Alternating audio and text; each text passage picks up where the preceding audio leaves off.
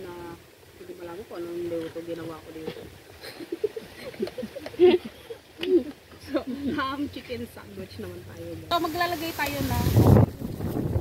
So, sabi ko nga, ang gagawin natin is overlap sandwich.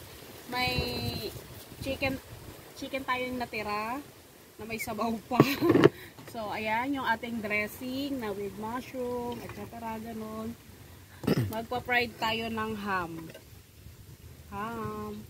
So, ayan guys. Fried ham.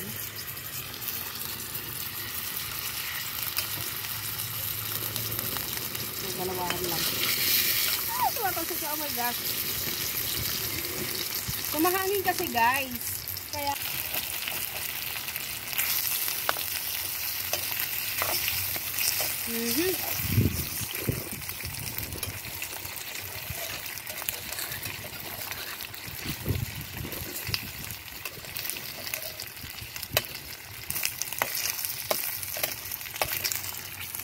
So, nilagay ko na kasi dito yung balat ng chicken fillet. Sayang naman kasi. Next time natin hindi kakain. Yung balat ng chicken fillet.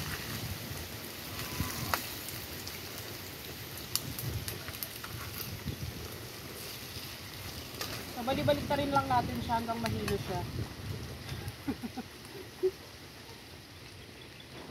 So, ito, huwag kayong mag-alala guys. Magasan to. So, ito pa rin yung ating bread, leftover bread. Puro na lang leftover lahat, guys.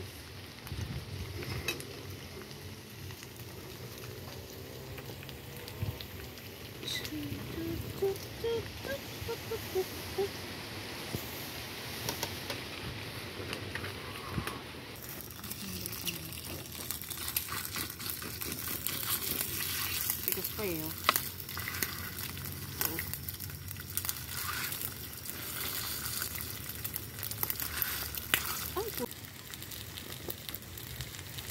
So, bibigyan lang natin ng twist ang ating sandwich. Ina. Nagpatatya kayo yun.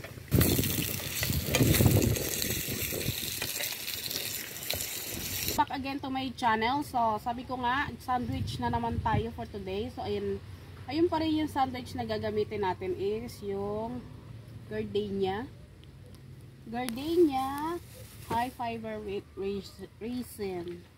So, meron tayong mga overlap na ito, chicken. So, nagprito nga pala ako ng ham. So, napakaano lang ng ham na yan. So, ayan. Lalagay lang natin itong ating chicken. And, ang ating ham.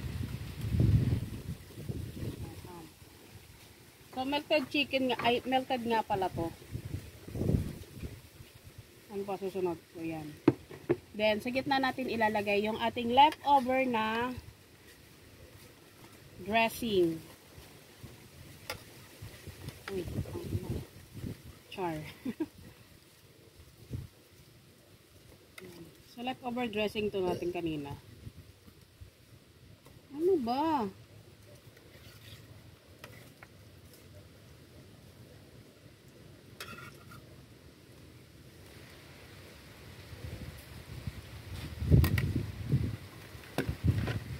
Sukot na natin siya. So, ito na yung ating overload, leftover, scotch. Paabot nga ito ng pochillo. Siyempre, pupunasan natin. Mamabash tayo.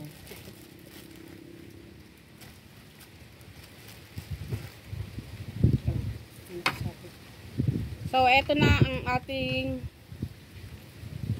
ito na yung ating leftover na mga tira-tira. Ayan, tira-tirang ginawa natin ng twist. Chicken ham sandwich. Tara. Tagain natin, guys. Oh. Wala lang. Sira eh. So, kakagating ko na lang siya. Ito, oh. Parang ang laki niya. Ayan, parang di, dito na nga lang ang support na ito. Okay.